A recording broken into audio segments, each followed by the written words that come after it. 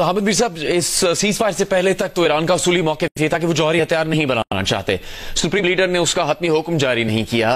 वो अपनी जो एनर्जी नीड्स है उसके लिए इन जौहरी तंसीबात पर काम कर रहे हैं। और कई एक जौहरी प्लांट ऐसा भी है जहां पर रूस की जानिब से कई साल से काम किया जा रहा है और उसका रूसी सदर ने भी जिक्र किया। अब ये सब होने के बाद जो कुछ हुआ, आपने कई वाकयात का जिक्र भी किया कि ईरान पर हमला किया गया, ईरान ने उसका मुंह तोड़ जवाब भी दिया। तो क्या इसके बाद आपको उम्मीद है कि अमेरिका और ईरान के संजीदा मुज़ाकरात हो सकेंगे, और ये कि क्या ईरान का वही असूली मौक़िफ़ रहेगा कि वो जौहरी हथियार नहीं बनाना चाहते, या वो सोच भी बदल सकती है? देखिए, अब मसला सिर्फ ईरान का नहीं है। अब मसला जो है वो पूरे थर्ड वर्ल्ड का है, पूरे मुस्लिम वर्ल्ड का है। क्योंकि जिस तरीके से इजराइल ने और अमेरिका ने मिलकर इंटरनेशनल लॉ की धज्जियां बखेरी हैं, यूनाइटेड नेशंस की जो जनरल असेंबली की रेजोल्यूशंस हैं, खासतौर पे रेजोल्यूशन 181, उसकी जिस तरीके से उसका मजाक बना दिया इजराइल ने। इजराइल इस 181 के जरिए मार्ज़े वजूद में आया था, लेकिन वो एक फलस्तीनी रियासत जो है उसको कबूल करने के लिए तैयार नहीं है। और डोनाल्ड ट्रंप ने अपने पहले दौरे हुकूमत में जो अमेरिका का सफारत खाना है वो तिल अबीब से उसको यरूशलेम में मुंतकिल करके 181 की उसने खिलाफवर्जी, क्योंकि 181 के तहत जो यरूशलेम है, यानी कि जो जहां मस्जिद अक्सा वाक़या है, ये ना इजराइल के पास होगी ना फलस्तीन के पास होगी। इस पे इंटरनेशनल कंट्रोल होगा यूनाइटेड नेशंस का। तो मसला जो है वो अब ईरान का या अमेरिका का या इजराइल का नहीं है। मसला ये है कि ये दो जो ताकतें हैं, एक इजराइल जो कि मशरकी वस्ता का एक बदमाश है, एक बुली है,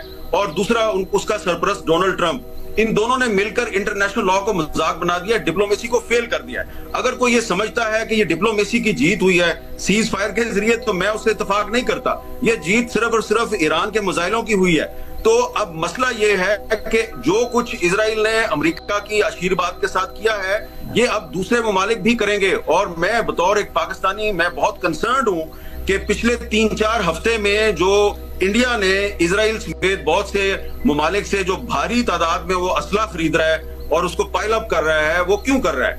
और इसलिए मैं समझता हूं कि ये एक जो डिप्लोमेसी और इंटरनेशनल लॉ का फेलियर हुआ है इस जंग में, इसकी वजह से अब इंडिया भी कोशिश कर सकता है कि वो भी इस खिते में इजराइल का किरदार जो है उसको रिपीट करे।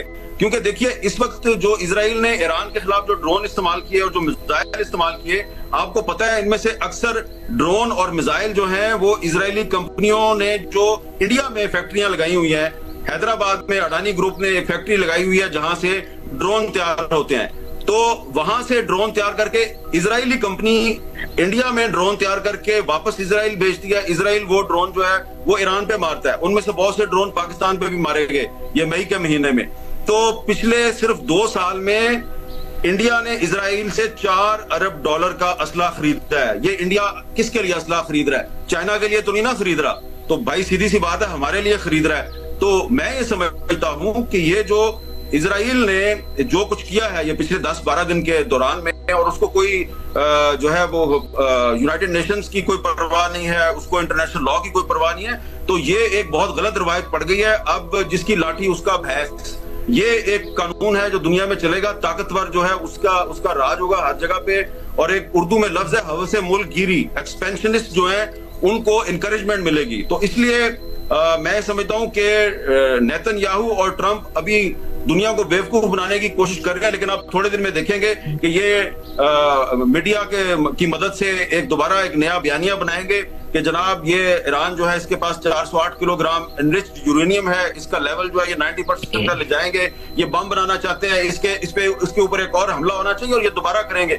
इसलिए इनसे आप ये उम्मीद ना रखें कि ये सीज फायर के बाद अमन हो जाएगा। जब तक फलस्तीन का मसला हल नहीं होता, इजराइल और अमेरिका जो है वो इस दुनिया में अमन कायम नहीं कर सकते, मिडिल ईस्ट में अमन कायम नहीं कर सकते। इसलिए आप देखें ना कि ये सीज फायर के बाद भी गजा में कत्लेआम कर रहा है इजराइल, तो इससे आप भले की तवक्को कैसे रख सकते हैं?